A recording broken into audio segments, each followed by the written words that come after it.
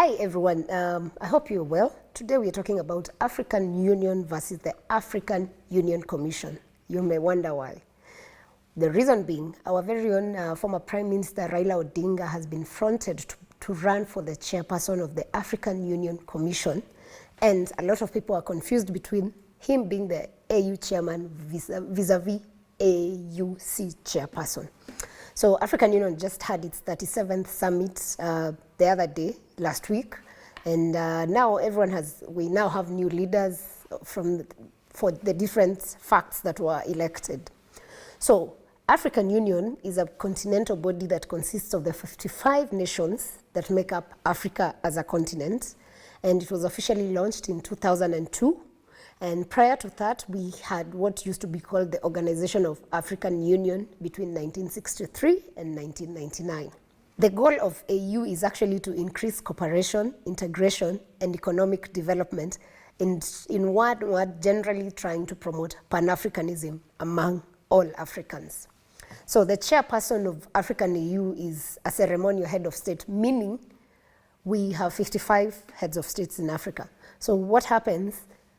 It's a rotational seat. So today it may be Kenyan president, next year, because they hold the position for 1 year, next year it will be Ugandan, the other year Rwandese, so it goes on and on. So they keep changing. But basically it's ceremonial because we have to go around all the continents.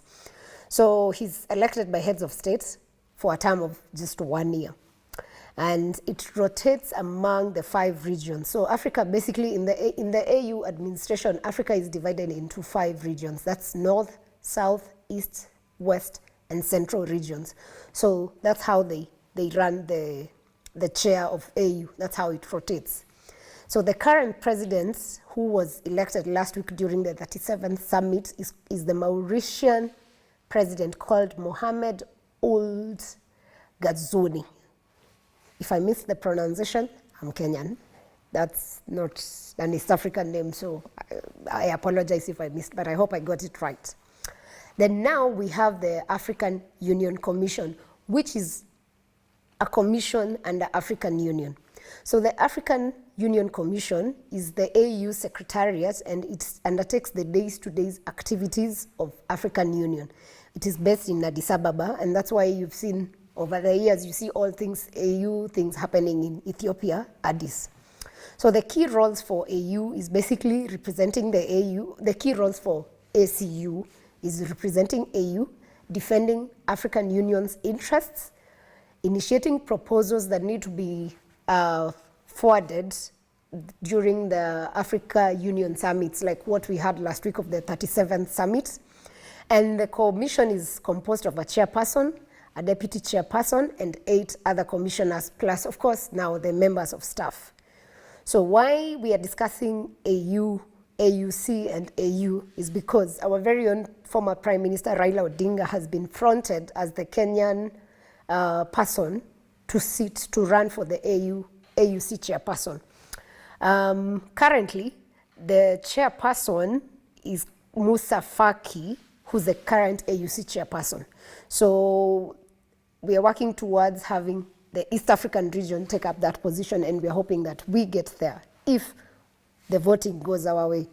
So how is the vote? How does the chairperson for AUC chairperson take place? The chairperson is voted by member states. They do the secret ballot, like what we have in Kenya during elections, the secret ballot thing. And each country must play a role in lobbying to have their own as chairperson. You may wonder how you do the lobbying, because you have all the 55 heads of states. So the lobbying is done, for instance, for Kenya now, since we have fronted Raila Odinga. So what we have is our president, who's President William Ruto, can go lobbying among the EAC, that is Jumuiya. What is the regional? Jumuiya is our East African Commission, as like our East African unit as East African nations. He can go to ECOWAS, he can go to the South, like he can talk to all these people that they vote for the candidate who's Kenyan. So that's what happens. However, there's politics going on between Kenya, especially in the Jumuiya region.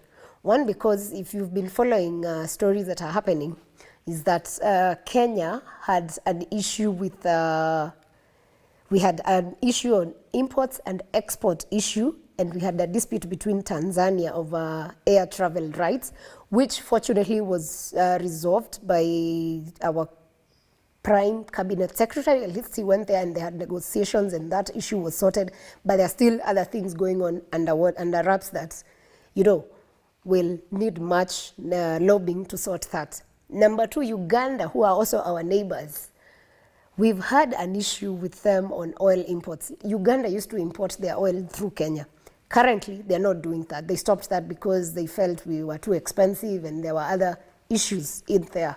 So we need to talk to our neighbors, because if you expect to get a vote maybe from South Africa, how do you get to SA when your very own neighbors of Tanzania, Rwanda cannot vote for you? So I believe we have a lot of work to do to push for Raila Odinga. We're not pushing because Kenya benefits much from this, because he now goes to represent Africa as an African, not as a Kenyan. So that's something that we hope can be resolved, and we hope our very own president is able to do a lot of lobbying across the regions, and we're able to get that seat. So you may wonder why then it's beneficial for Kenya to have someone on that seat. Number one is continental posturing, and this means Kenya is at the top. If there are events happening, like say like the UNGA, the United Nations General Assembly, the G20 meetings, now at that point Raila Odinga can attend as the AUC representative. What does that mean? It means Kenya gets a seat at the topmost events that happen in the world. Number two, he's able to, when you're in such meetings, you're able to push a country, like Kenya gets the recognition it deserves among nations. So those are basically the key benefits. But in terms of projects, there's nothing basically that comes home like now Kenya benefiting from projects, because he is an African representative and not a Kenyan. That's what we needed to clarify. The other thing that maybe the roles you may want to know, he's responsible for, as the AUC chairperson, he's responsible for the Commission's administration and finances.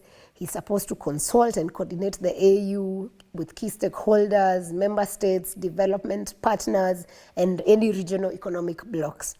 So the Commission chairperson needs to garner 2/3 votes of the present voting members.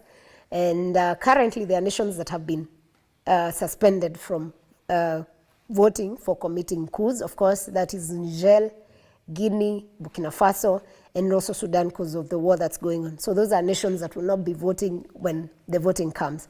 So basically, that's it for the difference between AU and AUC chairpersons. So on the AU chairperson position, there's a developing story online that has not been confirmed that former Tanzanian President Jakaya Mrisho Kikwete could be running. If he does that, it means Raila officially has a strong person to beat. Of course, he hasn't made it official like our very own Raila made it official he's interested in the job. But if he does make it official, that's a serious contender. Key to note is that also Raila has been endorsed by former president of Nigeria, that is Olusegun Obasanjo, meaning Raila may enjoy the support of maybe EAC and maybe ECOWAS, which Nigeria is part of. As of now, we cannot confirm yet, but we await to see what happens. I hope moving forward, we all get it right, because especially in the Kenyan space, a lot of people have been pushing that Raila Odinga is going for the African Union chairperson. It's not the African Union chairperson, it's the African Union Commission chairperson. And from us, we wish him the very best and we hope he gets the seat. Mr. President, please do as much lobbying as you can. It will be beneficial for the continent. I hope you learned something from that, and if you have something else you feel that we need to tackle or maybe handle, just let us know in the comments. Thank you very much.